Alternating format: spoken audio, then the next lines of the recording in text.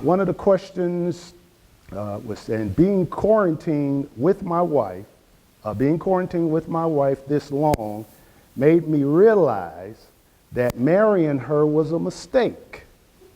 I feel like I don't know this person. Is God against divorce if I'm unhappy? Let me first say this. Some of the problem with some of the marriages is they've been practicing social distancing for some time. Now, since they've been forced together, they don't really know how to communicate because they've been communicating from a distance. Yeah. So some of y'all been practicing social distancing, and now you're forced to come together. Well, I feel like this, it's amazing how everybody asks about the question about, do God hate divorce? When a person asks that question, I get the feeling that you just don't really want to get a divorce. Yeah. Just like nobody asks the question, do God hate lying? You know God hate lying. Right. You don't have to ask that question, do God hate adultery? You don't ask that question. But then when somebody says, do God hate marriage?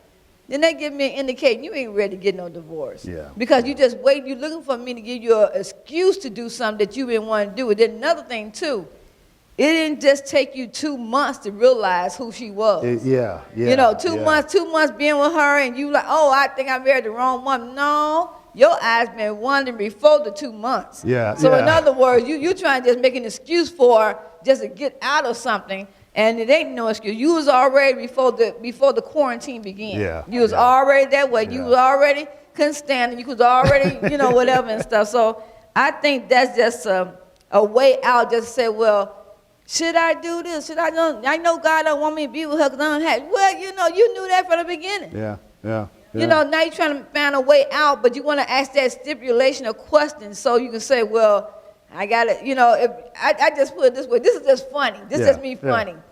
It's just like me, if the man is having an affair, and then he said, well, I would divorce my wife, but God won't let me divorce my wife. Well, don't try to put God in this now because you want a way out. Yeah. That's just me being funny. I'm not saying it's a comical, but it is being funny. Yeah, see, like I say, without knowing all the details, is this a young marriage, or or we don't really know. But 2 months is not indicating that. I think I married the wrong woman. You had problem before this 2 months. But keep in mind, it's important to any marriage, whether it's 6 months, 6 years, or whatever. Any marriage it has to be built and developed. Mm-hmm. Now that's very key. Second thing with that, when I was reading that question. Sometimes we can all feel things at certain times, and feeling emotional right now doesn't necessarily mean that's really in your heart. Mm-hmm. And as you said earlier, if the person to say, does God don't like divorce? Well, you basically know the answer to that.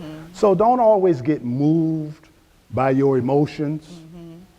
Because I've said for years, you can't really rely on your emotions. They can come and go. You can be emotional about things that's not true. That's true. So you don't do that. But on the same token, we know during this time, and this goes with anything, strengths and weaknesses, and I've said this from day one, has been revealed in a lot of relationships. Yeah. Whether it's faith or fear, but strength and weaknesses, it's been exposed really in all of us. Yeah, it really has, Pastor. And the thing about this is that, you either going to make it. Yeah. You're going to make it, or, you decide right now and then, like, I don't think we're going to make it in this system. Because, it really does show how much you like each other as a couple. Not love each other. Like each other. Yeah. Like is a different thing. I mean, I like going to the show with you, or I like eating dinner with you, or I like being with you. Yeah. And most people don't like the person they're with. They love them in a sense of, But they don't really enjoy each other. They don't enjoy each other. Yeah. I don't like the way you eat your food. Or I don't like the way you wear that cologne. I just don't like it. I have tolerated, and people tolerate people for years. Yeah. You can tolerate somebody for years, but you don't really like them. But I tolerate you because I really don't have nowhere to go, or I tolerate you based on, I ain't got nothing else to do. So in other words, you can tolerate somebody for years because you just have no other plan. Yeah. Well, like I said, without actually knowing all of the details, but let's just assume, because you did take the time to ask the question, let's assume that you both love each other. Now, it takes two people to work things out. One can't do it in the other. It takes both people to want to work it out. Communicate, talk. Even with this time, we've been saying this, you're together. This is really an opportunity for families, relations, especially marriage, to kind of, work some things out, resolve some things. Yeah. Don't just sweep it under the rug, because problems don't automatically go away. Amen. And if you don't resolve it, you're going to repeat it.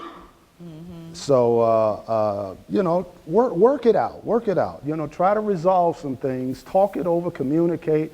And you're feeling unhappy now. Like I say, most times that can be just an emotion at the moment. Do what it takes to get back happy. Okay? But resolve some things. It might be some deep issues there. I really don't know. But you got to try to resolve it and talk it out. Amen. Okay?